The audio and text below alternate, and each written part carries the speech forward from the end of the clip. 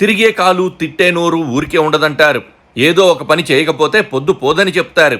ఆ క్రమంలో కొందరు చాలా తెలివిగా ఆచితూచి అడుగులు వేస్తారు.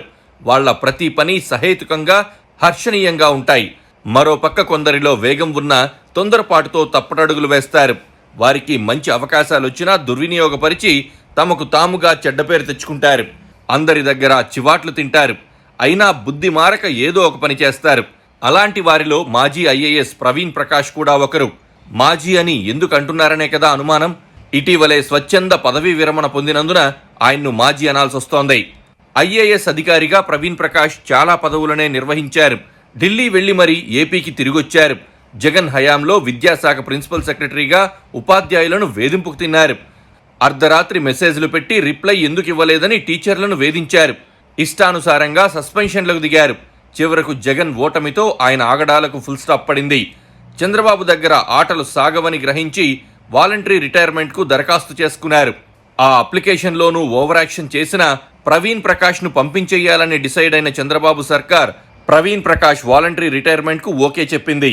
ప్రవీణ్ ప్రకాష్ పొలిటికల్ ఎంట్రీ ఖాయంగా కనిపిస్తోంది. తాజాగా వీఆర్ఎస్ తీసుకున్న ప్రవీణ్ ప్రకాష్ ఇప్పుడు బీజేపీలో మరో పాత్రకు సిద్ధమవుతున్నారు. ప్రవీణ్ ప్రకాష్ సతీమణి భావనా సక్సేనా ఐపీఎస్ అధికారి. ఏడాదిన్నర క్రితమే ప్రవీణ్ ప్రకాష్ వీఆర్ఎస్ తీసుకోవాలని భావించినా కొన్ని కారణాల వల్ల ఆయన ఈ నిర్ణయం విషయంలో వెనక్కు తగ్గారు. ప్రవీణ్ ప్రకాష్ స్వరాష్ట్రం ఉత్తరప్రదేశ్. ఆయన పొలిటికల్ ఎంట్రీ కోసం గ్రౌండ్ ప్రిపేర్ చేసుకుంటున్నారు. కొన్ని రోజులుగా ప్రవీణ్ ఢిల్లీకి చక్కర్లు కొడుతున్నారు. అక్కడే ఉండి తనకు తెలిసిన పెద్దల ద్వారా జోరుగా లాబియింగ్ చేస్తున్నారు. మోదీ మానసపుత్రికా పథకమైన స్వచ్ఛ భారత్ మిషన్లో భాగంగా గతంలో వారణాసిలో పనిచేసిన అనుభవం ప్రవీణ్ ప్రకాష్కుంది. పొలిటికల్ ఎంట్రీపై ఇప్పటికే ఏపీ సీఎం చంద్రబాబుకు ప్రవీణ్ చెప్పారని సమాచారం.